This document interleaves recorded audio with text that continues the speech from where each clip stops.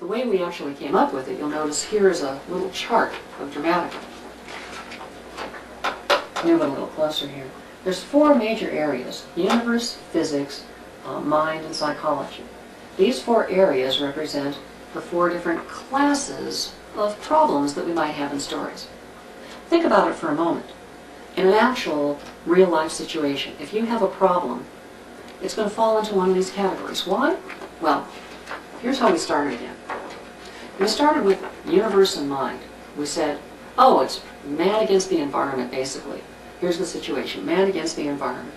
And the environment has certain considerations, and the mind has certain considerations. We have certain attitudes and feelings, and when they're not in line, out of phase with our environment, that's when we have a problem. And it doesn't matter if we change our feelings or if we change the way things are to get in touch with our feelings, in line with our feelings. Either way, it resolves the problem. But as long as there's a differential between what we want and the way things are, we've got a problem. Later on, we realized the universe really was just a fixed situation. But you needed to separate out the activities, physics, the activities, the endeavors that go on in life. Because some things are situations that are just bad situations, and other things are activities that are going awry. Similarly, in our own minds, we have fixed attitudes, prejudices, or fixations on someone. And those can cause problems, or problems can be caused by the manner in which we think, the way we try to resolve issues, the way we start from a perfectly good premise and argue it into something ridiculous, something counterproductive. So there's an external and internal state and process. 4 different areas. And you think about it, forgetting about the names, universe, physics, mind, psychology, we chose those because they were accurate, not because they were easy to understand. And you'll find in Dramatica theory that's often the case. Words were chosen to be most accurate, not to be easiest to grasp, because we were going for accuracy in story structure. And we felt it was better somebody put in a little extra work to understand things accurately than that we give them something that wasn't as accurate that they could get right away. In the long run, it will serve you better. But look at those 4 areas: internal and external state or process. Any problem you can come across in real life is going to be described best as an internal or external state or process. Now, that being the case, the rest of the Dramatica chart is basically going down deeper and deeper into subdividing those internal and external states and process. You can see that subdivision here a little bit better. Here, hold it right up to the camera, you can see that it's the same chart as the other side, only now it's 3-dimensional. Now this particular chart, and even closer, has 4 levels, and each level subdivides the previous level into 4 parts, smaller and smaller, until we get down to the smallest details. The top level most affects genre, because it's the broad stroke level, the most broad stroke. The level underneath it, let me get one of these really close to you here so you can see what I'm really talking about. Okay?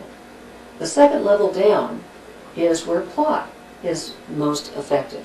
Third level down there are the variations. That's where theme, variations of a theme, is most controlled. And at the very bottom level of this one is the character elements. So you end up with sort of genre at the top, genre classes, plot types, thematic variations, and character elements. Each of these 4 towers represents those 4 areas, the internal or external state or process. And there's a reason that it carries it all the way down to 4 levels but no more, and also why there are 4 areas on the side. Externally, we can look at mass and energy, space and time. Internally, we can look at their equivalents: knowledge, energy, knowledge, thought, ability, and desire. Inside, knowledge is the mass of the mind. It's our knowledge base. Thought is the energy of the mind that interacts with knowledge the same way that energy interacts with mass. Thought and knowledge can either be applied to each other, just the way energy can be assigned to a billiard ball to make it move, or with enough thought you can create new knowledge, and with a little bit of knowledge you can generate an awful lot of thought, just like a little bit of mass can create a lot of energy in a nuclear explosion. As a matter of fact, the equation E equals mc squared works equally well for mental equations, and some of those relationships are applied in the story engine that you use in Dramatica.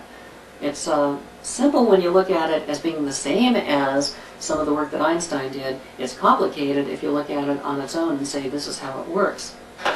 But when you look at those 4 dimensions outside and 4 inside, they're represented in the 4 different levels of the chart, and they're also represented in the 4 different towers. So you get 4 going 2 ways, laterally and down. One represents the mass, energy, space, and time. The other represents knowledge, thought, ability, and desire. And together that creates 8 different kinds of evaluation tools that we have. 8. It's a well-known psychological fact that short-term memory is 7 items plus or minus 2. Why 7? Because we're dealing with these 4 external and 4 internal dimensions at all times. We stand on one as our base from which to measure the others, and we have 7 other slots that we can put variables into. What does this have to do with story? Well, it means that stories can only be a certain size before they get to the point where if they were any larger, then an audience would not be able to grasp the largest concept at the same time they were grasping the smallest concept. They would have to shift the way they were looking at things and put things into long-term memory rather than getting a gestalt, a filled mind that covers every corner, no more than is necessary, no less, so that it is complete and completely filling. That's what a story needs to be a grand argument story, as we call it. Grand argument story because it argues every single conceivable point out to the nth degree until you reach the point where, if you went another step, you wouldn't be able to keep track of the original concept and still look at the new concept you're bringing in. As it turns out, it's 4 by 4. Now, to give you an example of how this works in your own mind, why it's actually that way, let's do a little mind trick here, a mind example. Picture, if you will, a single string twisted into a twine. Now, that's a 3-dimensional object that's twisted into a twine. And then you take that twine and you move it into a second position, you coil that twine. And now you move that into a third position where you take the twine that's coiled also, and you coil the coil. Now imagine that. Twine, twine coiled, and twine coiled in a coil. You get that far. One more step, coil it again. That's about as far as you can go.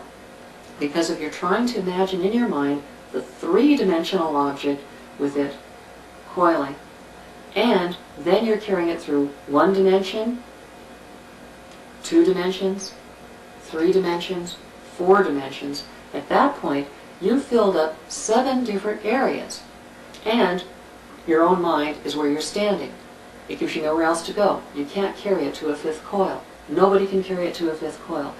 That's why stories generally are about 2 hours in length in the movies and about 200 pages in a novel.